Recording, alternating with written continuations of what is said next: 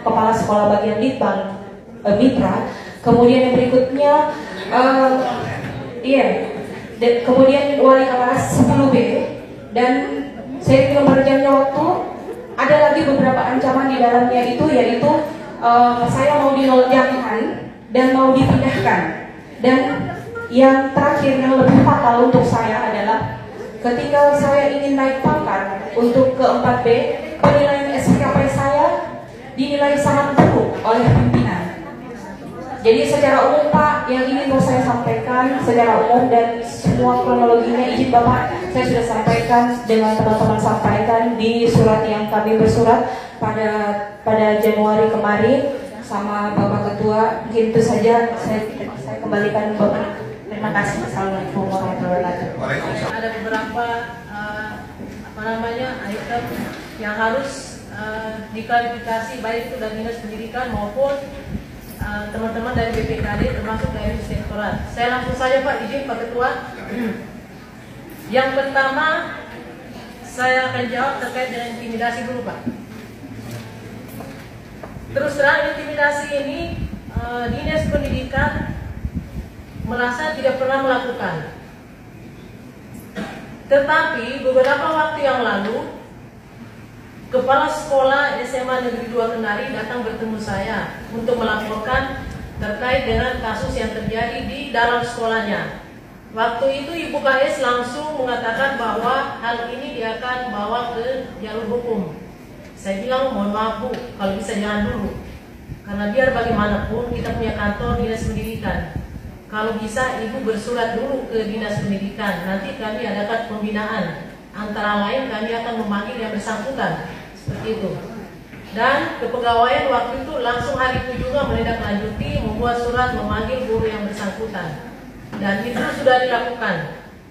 Terkait dengan intimidasi atau ancaman-ancaman pemecatan dan sebagainya, itu saya tidak mengetahui selaku Sekretaris Dinas Pendidikan. Karena yang melakukan itu adalah di luar dari Dinas Pendidikan. Sehingga waktu itu saya bilang, kepala sekolahnya silakan bersurat, sampaikan semua kronologis apa yang terjadi di sekolah Ibu. Nanti saya langsung disposisi ke Kasubag Kepegawaian. Nanti Kasubag Kepegawaian yang akan memanggil pertama guru yang bersangkutan, kemudian kepala sekolah. Kemudian nanti mereka akan dikonfrontir. Artinya kita akan mendengarkan bersama sebenarnya dulu permasalahannya apa sebenarnya. Seperti itu Pak. Dan itu kami sudah lakukan. Selanjutnya nanti mungkin sebentar akan dijelaskan juga, kalau bisa kepala sekolah sendiri langsung sebentar akan menyampaikan kenapa sampai ada ancaman dan intimidasi. Terus sebentar juga nanti mungkin akan ditambahkan dari Kasubag Kepegawaian. Demikian Pak, untuk lebih jelasnya. Dengan berbagai macam aneka tunjangan ini, sebenarnya ini bukan kali pertama kita rapat. Artinya ini sudah yang ketiga kalinya sebenarnya. Kami juga sudah berikan jawaban sebenarnya, bahkan langsung kami minta jawaban dari pengelolanya sehari-harinya yang menangani seluruh aneka tunjangan yang ada di Dinas Pendidikan. Terkait dengan carry over ini mohon maaf bukan 2019 Pak Guru, tetapi ini kejadiannya sejak tahun 2021. 2021 itu dibayar Desember. Apa namanya tadi Bu? Carry over yang tunjangan profesi guru. Tunjangan profesi guru. Ya, saya itu Pak. Ya. Nah itu sejak tahun 2021 Desember dibayarkan di TW pertama 2022 Desember, kasusnya Desember 2022 dibayarkan 2023 di TW pertama. Sampai tahun 2024 ini itu akan dibayarkan di TW pertama di 2025. Dan ini sebenarnya kasus ini akan dibayarkan, pasti akan dibayarkan, saya jamin Pak. Anggarannya sudah ada, pusat sudah mentransfer semuanya dan sudah masuk disimpan sistem informasi manajemen pembayaran. Nah itu pasti akan terbayarkan.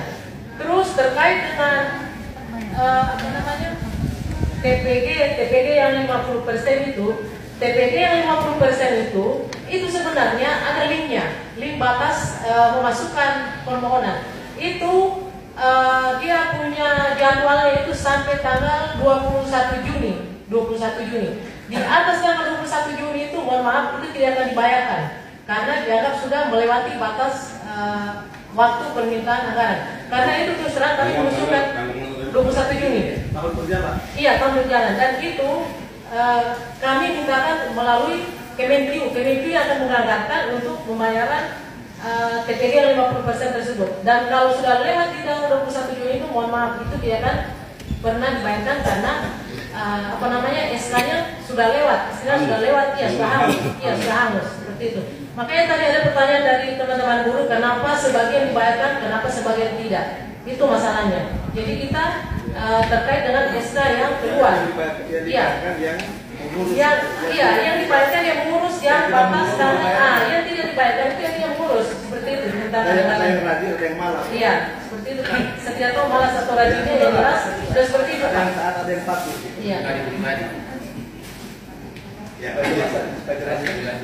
terkait dengan yang 100% itu Pak.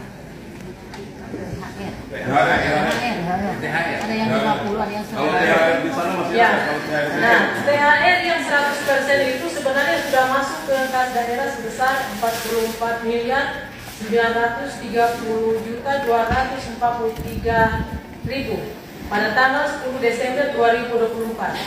Dan sudah selesai, masuknya itu sudah selesai perubahan anggaran.